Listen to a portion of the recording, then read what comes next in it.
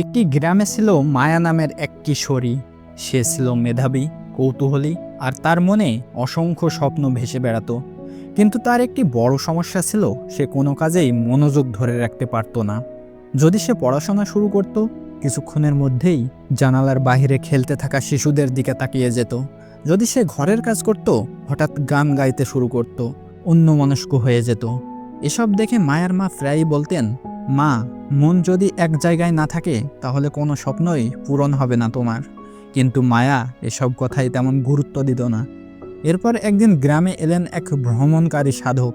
সবাই তাকে দীপ বাবা বলে ডাকত, কারণ তিনি সবসময়ই হাতে একটি জ্বলন্ত প্রদীপ বহন করতেন। মায়ার মা তার সমস্যার কথা বলে তাকে মায়ের সাথে দেখা করালেন। দীপ বাবা হাসি মুখে মায়ের হাতে একটি ছোট্ট প্রদীপ দিয়ে বললেন, এই প্রদীপটা জ্বালিয়ে নিয়ে বাজার পর্যন্ত হাঁটবে, তবে শর্ত হলো প্রদীপের আলো যেন নিভে না যায়। মায়া মনে করল এ তো খুবই সহজ কাজ। কিন্তু যখনই সে হাঁটতে লাগলো, হঠাৎ তার এক বন্ধুর ডাক এলো। কোনো দোকান থেকে মিষ্টির গন্ধ এলো, কোথাও বা ঢোল বাজলো। প্রতিবারই সে থামতো এবং সেদিকে তাকাতো, আর বাতাসে প্রদীপ দুলে গিয়ে শিখা প্রায়ই নিভে যেত। ফিরে আসার সময় প্রদীপের আলো দুর্বল হয়ে গিয়েছিল।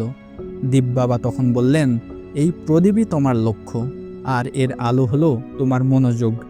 যতই বাহিরের শব্দ, গন্ধ বা কোনো দৃশ্য তোমাকে টানুক, তুমি যদি শিখাকে রক্ষা করতে না পারো, তবে আলো নিভে যাবে, স্বপ্নও তেমনই হারিয়ে যাবে। সেদিন মায়ার হৃদয়ে কিছু একটা পরিবর্তন হলো। সে প্রথমবার বুঝলো যে স্বপ্ন পূরণ করতে হলে প্রথমে মনকে শাসন করতে হবে। এরপর থেকে সে প্রতিদিন ছোট ছোট অভ্যাস তৈরি করলো।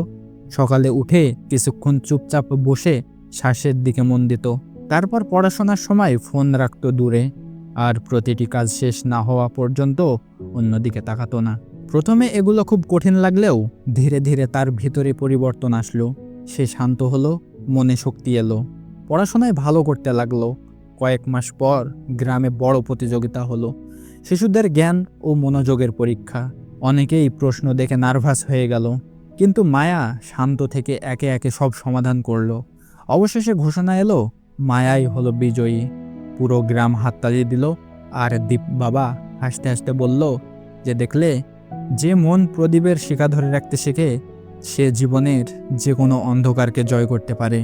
সেদিন থেকে মায়া গ্রামে পরিচিত হলো যে মেয়ে নিজের মনকে জয় করেছে। আর আজকের ভিডিওটি এই পর্যন্তই।